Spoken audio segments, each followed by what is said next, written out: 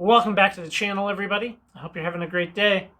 We're going to be starting this one off a little bit different. Normally, I like to, have a cool intro, show you a neat spot. It's all good. We can find rocks, all those things that you always see here.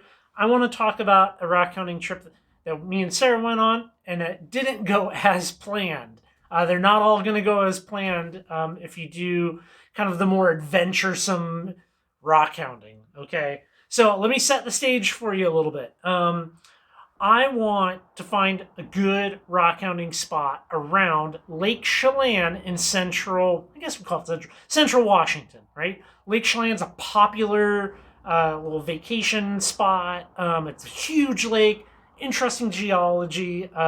People from Seattle like to go spend the weekend there and stuff, right? And in these two books, these are the two kind of popular rock hounding guides for the state of Washington. Nothing listed, right? So that's not very helpful. I did put up a video for the channel members on how to turn a lead or a tip on a spot into a trip.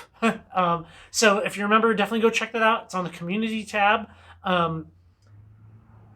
What we ended up doing is we drove the 4.5 hours from where we live in eastern Washington out to Lake Chelan to track down some potentially good rock hounding spots. I'm going to be rolling the video in right now. This is a hyperlapse, kind of time-lapse drive along with some photos. So essentially, we went out there to get green fluorite and cryonite crystals. I had everything all laid out where we're going to go, where we're going to be camping, everything all dialed in.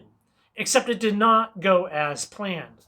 We were driving out on the Slide Ridge Road, and, well, as you can see right here, we hit ice. We hit a lot of ice, more than what I was expecting.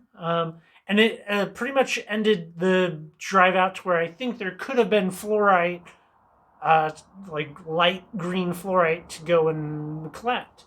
So, on to plan B. That was to return back to the original spot and look for cryonite crystals.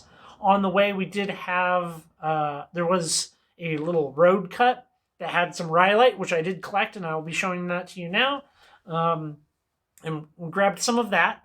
And then on the way down the road, right, we're looking for anything that could be an indication of people walking off into the woods, digging, broken rock, any type of disturbance by human activity as an indication of, hey, we should stop and go and investigate that as a potential spot to go rock hounding.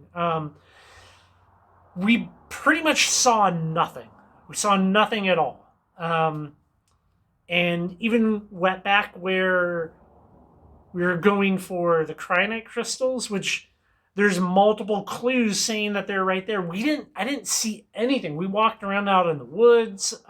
You might be able to see that I got my Safety Sally vest on. It was hunting season, so don't feel like getting blasted out in the woods by a hunter. But I'm looking for anything at all, quartz, granite, any good indications in any of the little road cuts of those crystals.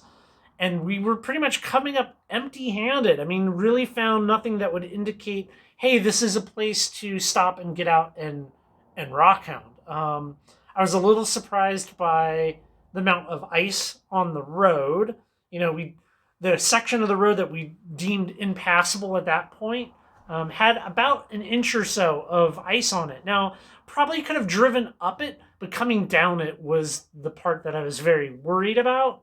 And that was kind of that. I mean, that kind of nuked our whole day. I mean, it's getting dark now out here at like 4:30 in the afternoon. 5 o'clock, it's nighttime. So with that said, that's kind of part of what we do is we track down leads, we investigate spots, we try to go above and beyond what you can find in these rock hounding books. I'm going to be putting up a video about rock hounding books, and it's not going to be what you probably think it might be.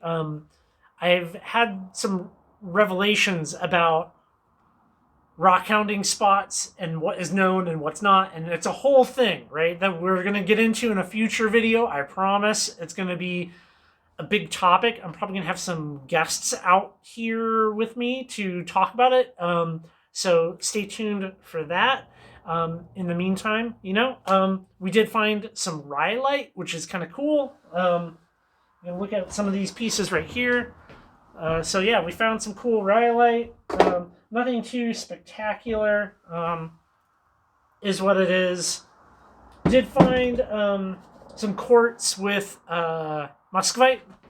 So your little mica books. Nothing too special. It's pretty weathered and pretty not great. Like I can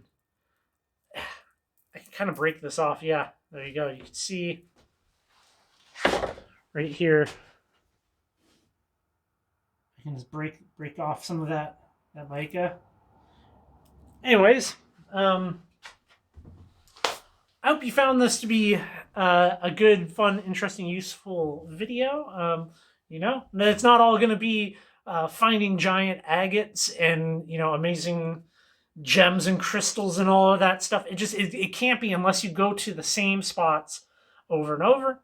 And that's not really our thing. That's not what we like to do here. We want to have new adventures as often as possible.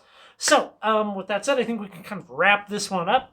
I really appreciate the views. I love interacting down in the comments. So, if you have any thoughts on Lake Chelan, rockhounding spots, were we right there on top of where we should have been digging or whatever, and missed it? I don't know. You tell me. You tell me, right? Oh, and that brings up another subject real quick. We didn't go out and punch holes in the ground all over the place, which that is a thing that you can do, but without an indication and even inkling that you're in the right area, it's like, what's the point? I mean, there's millions of acres of public lands here in Washington, and not everything's worth going out and punching a hole down. As you can see in the video, it's a wide open area, and just going around punching holes is not always the best strategy. So, where were we? So with that said, hey, please hit the subscribe button if you found this video to be useful. Give it a thumbs up. That makes the video more popular on the YouTube. And we'll catch you on the next video. I'll catch you on the next video.